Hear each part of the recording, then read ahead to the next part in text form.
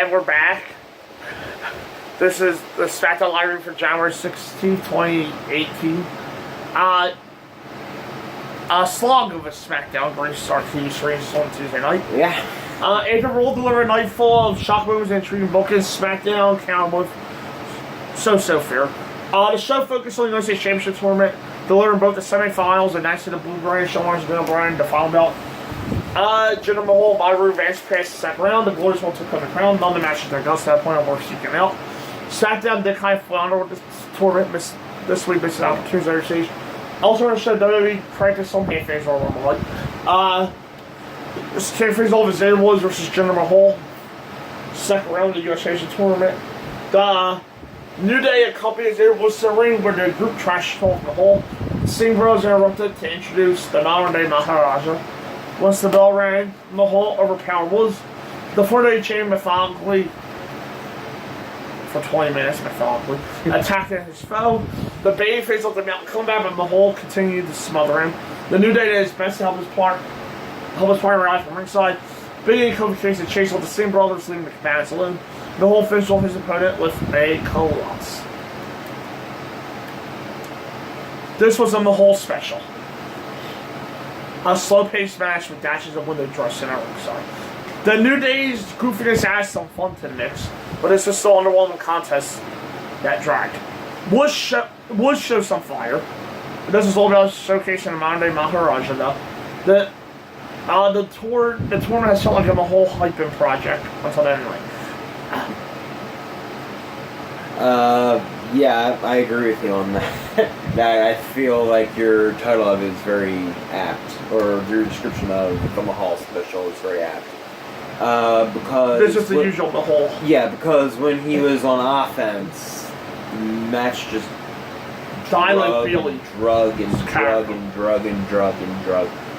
drug. Then it died, and then it drugged some more. The ending sort of was a little better because Woods was showing a bit of fire. Thank you, Joe. Yeah. But still, it wasn't necessarily the best showing. 20 minutes. I don't know why they gave them that much time either. AJ's matches with Jinder didn't go 20 minutes. No.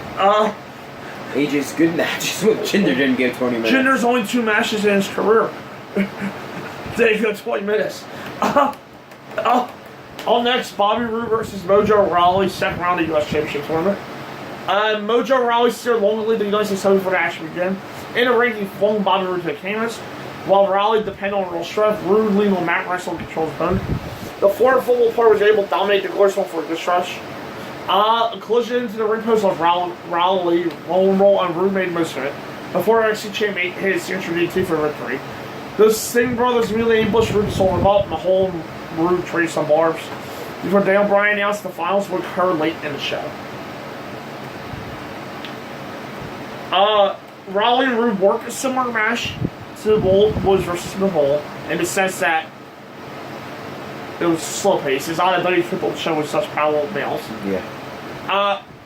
Rawley's character work, though, was far more entertaining than the modern day Maharajas. The powerhouse has been a revelation as a heel.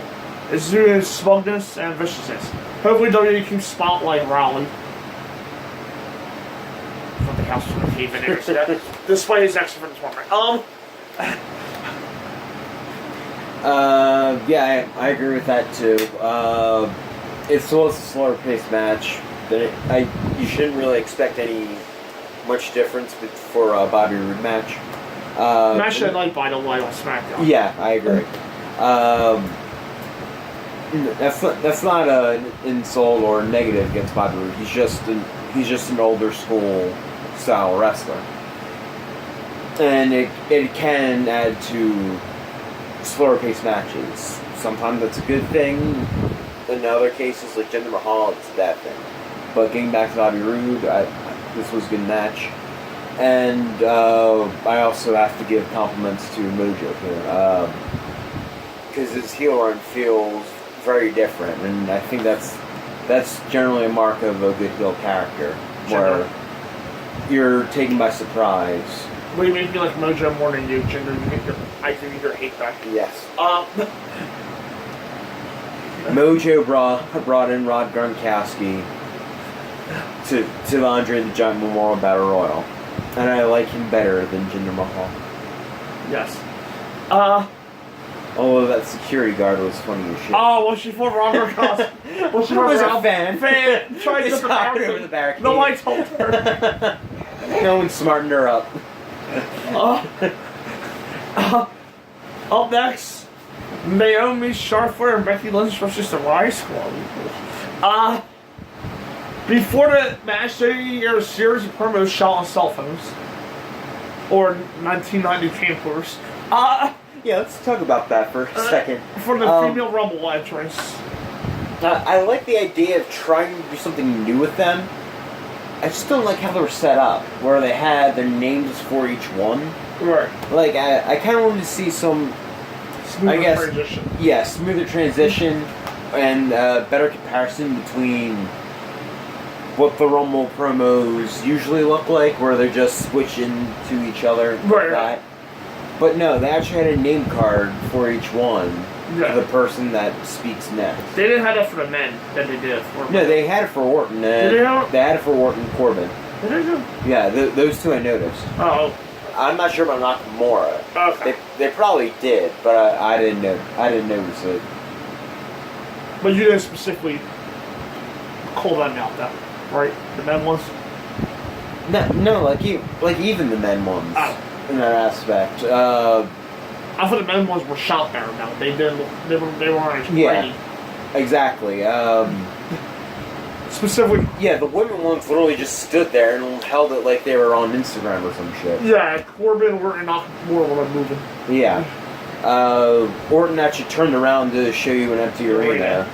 Corbin was literally walking up, and someone was filming him. And Nakamura was just holding it in the locker room. Yeah. Yeah. But yeah, the women's one were just standing there in their own locker room with the background in the distance. Like I wouldn't say it was the background. It was literally like in the photo. Yeah, it was in the photo. They were all in the same. But you could see where you were. They were all in the same area. Yeah. Those I didn't like. Charlotte Flair and Liv Morgan star things all for their teams. SmackDown was shimly out Morgan before moving on to Riot. The rest of the squad knocked around Riot soon after. Riot was able to gain advantage at ground Becky Lynch to her every territory. It took a rally from Naomi to regain momentum, but a double team after the Riot squad took Naomi down for a 4 count. I don't know why I told Raleigh, I meant to put Randy. Baron Corbin and Orton's homemade promos beforehand work because they were kind of organic and raw. Yeah. There was the exact opposite with the woman. The interviews were kind of forced. With only Becky probably produce anything near solid. Still better than a Raw woman though. Yeah. Yeah. Those were they got cut from Raw. Yeah. You just Vince go. Don't put that piece of shit on my show. God damn it. As for the matches, these constant 6-man tag offs haven't felt significant. Repetitive booking has hurt the most divisions since the Riot Squad arrived. At least the Hill Tree got win or made to look at pushovers. Yeah. I actually watched it like maybe 20 minutes ago. And I told Joe before the match started, it feels like I've watched this match 1,000 times. And he said, it's the first time you've actually ever seen it, because Becky's new to this 6-1 tag thing. I was like, it literally feels 1,000 times I've seen it. And it's true. Just adding one part into a 6-woman tag doesn't really make it feel different, and it doesn't make anything seem all that interesting, to be honest. It seems to be lessening my interest in it every single week of this. So, the overall match wasn't bad, but it's just making me care less and less about the Riot Squad and even the SmackDown Women's Division. Next, there's a couple. Well, it's not the night. There's a couple backstage interviews. For some reason, AJ, Nakamura, Orton, Corbin, the Usos, Gable, and Shelton were not in the arena portion of the show. You may ask why. I can't tell you why. Yeah. So, but you get 30 minutes of Jinder Mahal. Right. To fail for Raja. Backstage, AJ told about his Intercontinental Championship match in the Rumble. That was very aggressive. He mocked his opponents, which I'll get to in a moment. And later segment, Chad Gable and Shawn Benjamin pounced on the Usos while the Championship getting interviewed. The script AJ had to work with shouldn't have been made that far. His speech was corny. In fact, even The Rock couldn't have done anything with that material. On the other hand, the Usos showed off their charisma during their brief white time before their rivals attacked. Their segment was an efficient moment. Remind us of the bad blood between these teams and everything. AJ's promo was bad. Again, not AJ's fault, just the material. I agree with Joe there. The material just sucked. And the Usos, I did like. If nothing else, they just showed that, hey, the tag team titles are evolved in a feud for a Royal Rumble. And the main event, Bobby Roode vs. Jinder Mahal, the U.S. Championship Tournament Final.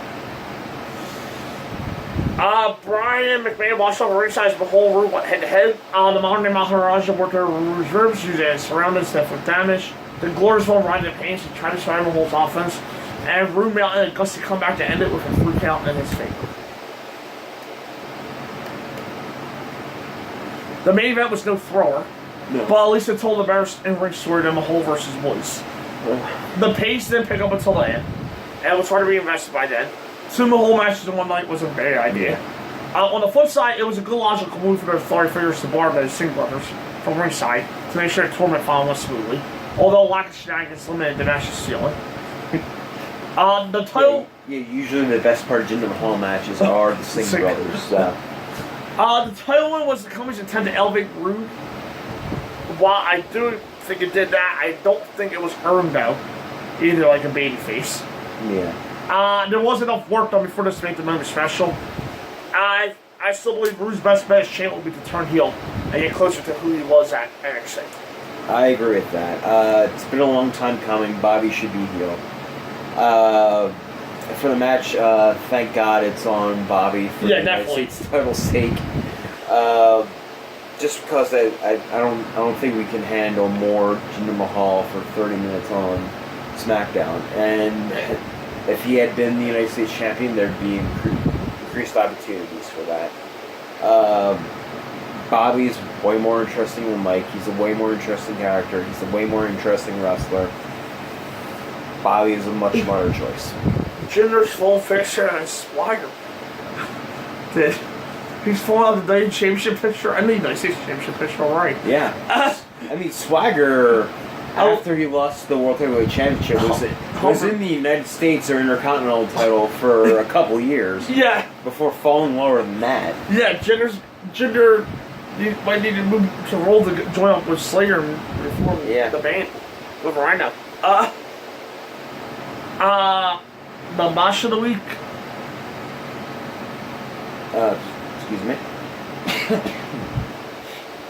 Okay, got it. Yeah, I think I got mine too. For me, will be SmackDown's lack of urgency this week. It felt like they were in filler mode until Roll 25 with some of their stars a week earlier, and then the go-home show SmackDown with none of the big names minus Bobby and the New Day and Jinder really on the show. It just felt like a filler show just to get the U.S. title tournament out of the way to get to the next step in the story. Yeah, I can agree with that, yes. However, mine is having Jinder Mahal on for 30 minutes. It's a lesson they should have learned throughout his title reign that you don't have Jinder dominate your show. Namely because the ones he was in tended to be the worst ones. Mm-hmm. Tended to be the worst episodes. So it's a lesson they should have already known over the summer that, Jinder can't carry a show for 30 straight minutes. Especially on SmackDown, the shorter show that's only 2 hours. Yeah. Show of the week, Roll. Oh, my fault. I agree. Oh, yeah. It's wrong. Yeah, my fault. I didn't necessarily hate anything or admit I was losing interest in things. Yeah. The only thing, the one thing I didn't like were almost cruiserweights. Yeah. And that was literally 5 minutes. Yeah, it was. Of an otherwise strong 3-hour show. Stronger than usual 3-hour show. Well, cruiserweights usually only get 5 minutes on 3 hours. Right, that's why I said 5 minutes. Yeah. That's another problem, but that's the problem we can deal with later. Yeah. SmackDown had the lack of urgency and gender problems this week. NXT, for Wednesday, January 17th, 2018. The tag team division of NXT was on full display Wednesday night. In 2 matches, they ultimately determined the direction the talented roster duos take in 2018. The Street Profits and Authors of Pain battled in a normal contenders match, with their sights set on the throne on the 3 hours by Fish and Kyle O'Reilly's tag team champions. Heavy Machinery returned to action, battling the cocky, arrogant duo of Tino Sabatelli and Rick Moss. Lacey Evans was in action, as was Roderick Strong, and Johnny Gargano addressed his NXT Championship opportunity to take over Philadelphia to round out this week's broadcast. And we'll have the show Heavy Machinery versus Tino Sabatelli and Rick Moss. The feud was born in a pre-tape vignette in which Otis Dozovic attempted to manually move one of his opponent's vehicles earlier in the day. Heavy Machinery battled Tino Sabatelli and Rick Moss in the night of the contest. The man's babyface strap was on display early, but Moss and Sabatelli were able to ground isolate Dozovic momentarily away from the bout. This despite the Caterpillar, worm elbow drop combo from that flag. It's actually named after a bulldozer or a crane company or something like that. Caterpillar. Yeah. As heavy machinery. Get it? A hot tag to Tucker Knight.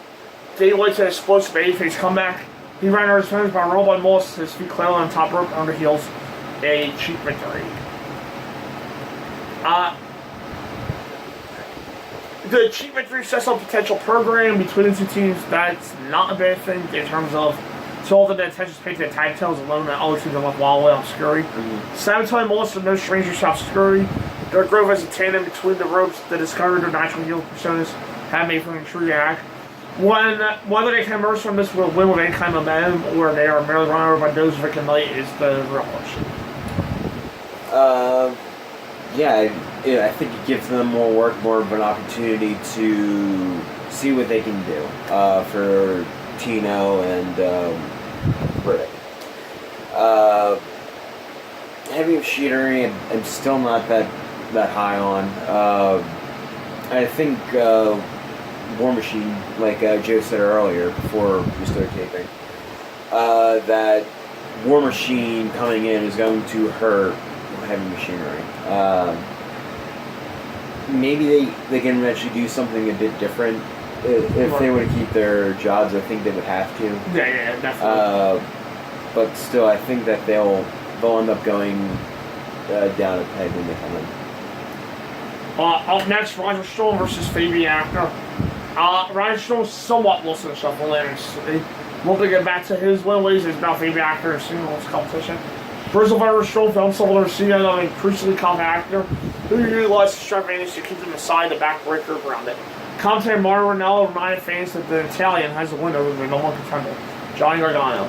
Actor utilized a springboard sword for the air by ending up in the grass Strong, who playing him with a backbreaker, I believe for the first time in WWE, scored a win via submission with the Stronghold. Yeah, he hasn't won with it yet. After the match, Strong called out Lars Sullivan and soon we saw a match between the two of them at some point in the near future.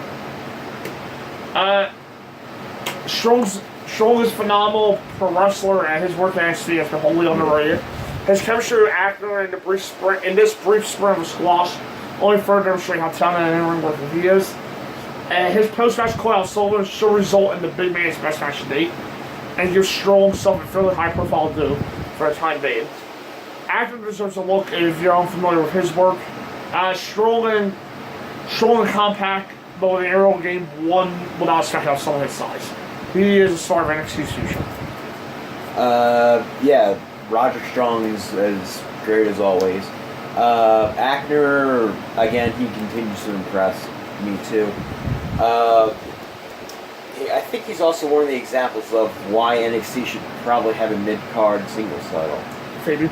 Yeah, just for some of their talents actually do, or give them a reason to fight each other. Right. That's not necessarily holding to your main title. I think that would be beneficial for Fabian. Probably even guys like Killian Dane. I always have trouble with his name for some reason. Killian Dane, Velveteen, Ono, yeah. Guys like that, I feel like it could really help and give them a reason to actually have a meaningful feud with each other. Up next, Leah versus Lacey Evans. Lacey Evans and Leah returned to television, and to television when it comes to Shandor months. Was it a match that was designed to highlight the former? Evans demonstrated a more ferocious side of herself, raking the face of her opponent on the top rope, and delivering a tripping but nice slingshot elbow drop. She flirted with breaking the rules, then found someone to see and a fire comeback by a small opponent.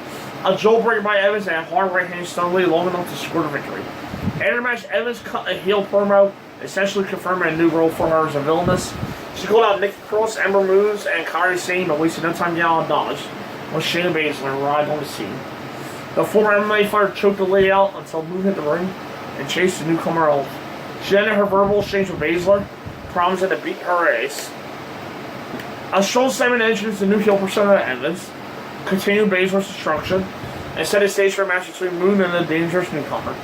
It's really interesting to see how Evans' self-righteous heel character works out, but this is clearly about a self-title match between Moon and Baszler for Takeover Philadelphia.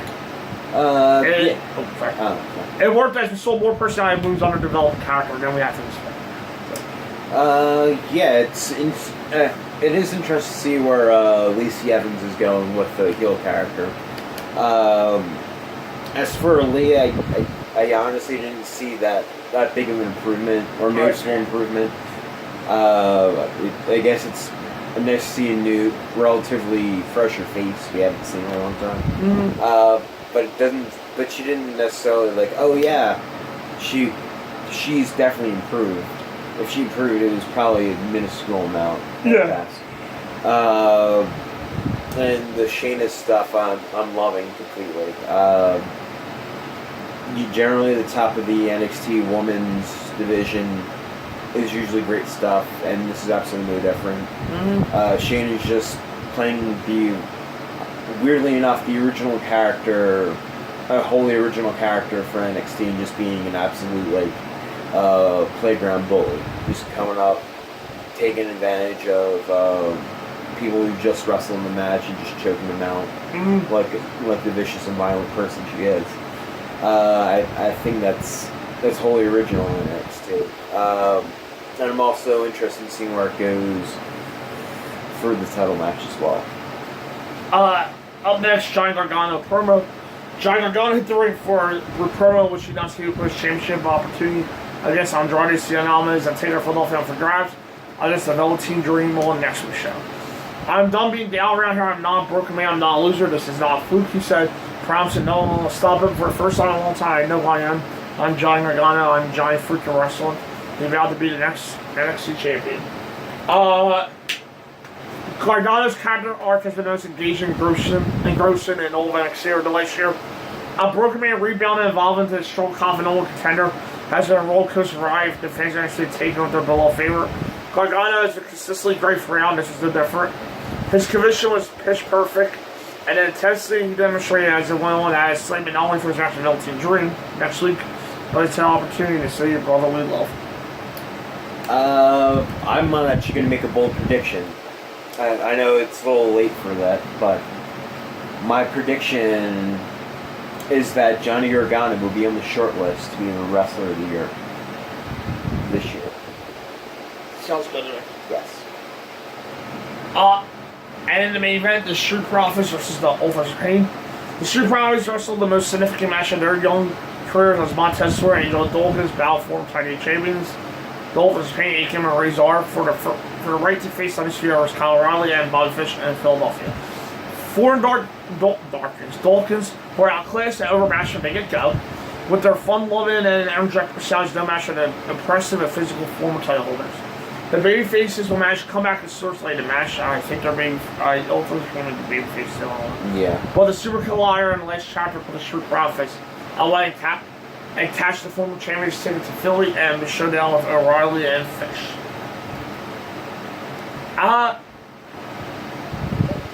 One does have to wonder what was the point of heating the Street Profits up as much as the NXT match did when they were essentially squashed by Aiken and Razor. This is never that competitive match that was a pain role to win. And the storyline ultimately becomes Street Profits' desire to refocus themselves and become just a bit more serious than it served as a purpose. Otherwise, they lost a match that may prove more damaging and helpful to their futures at the brand. Yeah. Yeah, just putting them in this type of match, I agree with Joe here. It could damage them. And again, unless it changes, as Joe added, there's not really much more I can add originally for myself because I agree with Joe's opinion there. That'll do it for this week's reviews. On Monday will be all throughout next week, before next weekend, will be the WWE Match Championship 1995 review, the Royal Rumble 1989 review, and our NXT TakeOver Philadelphia, War Games, and WWE Royal Rumble 2018 pay-per-views, and next weekend the reviews for those two respective shows. Yes. But see you next week. See you then. Bye.